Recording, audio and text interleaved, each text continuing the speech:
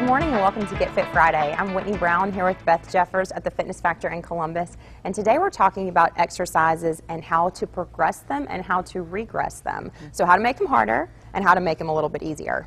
Right, and there's just some basic general tips because you're not going to have a trainer right with you to change everything that you might want to follow when you're doing these regressions and progressions. Absolutely. Last week we talked about aging a little bit, and so, you know, taking it down a notch is important, but also maybe picking it up a little bit. Right. When you get to a certain point, it's time to make your exercises a little bit harder, and instead of us showing you every single exercise in the world and how to make it harder and make it easier, we were going to just give you a few tips on how to do that. Right, and sometimes you can do things like take away your load if you're holding a weight. You can use the load as a variable, meaning you're going to go into a lighter weight or no weight. Your body weight is perfect. Or you can make it harder by getting a heavier weight. You can also change your speed, and your speed is something that can make it both harder and easier. So sometimes if your load is heavy and you go slower, it feels a lot harder. Right. But sometimes when you make it faster with a lighter load, it changes what's happening. So you can do that as well, and your duration. So let's say you are doing a plank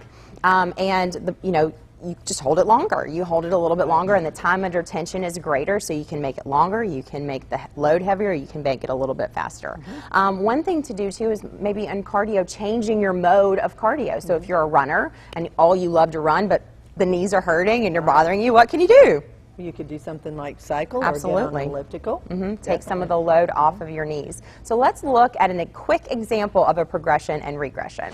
So this is an example of a plank that is a little bit what we'd call regressed, which is she's on her knees, but she's really squeezing her core. And if we wanted to make it harder, we would simply lift the knees off the floor. And to make it even harder, she could stay longer. She could increase the tension within her body by really tightening up, making fists, squeezing her legs. And then she could make it a little bit easier by dropping back to her knees and then not holding quite as long. So there's lots of different things that you can do to make this exercise work for you. We hope that we've helped you with some simple ways to progress and regress your exercises. We'll see you next week on WCBI's Get Fit on Friday. For more Get Fit Fridays, go to WCBI.com.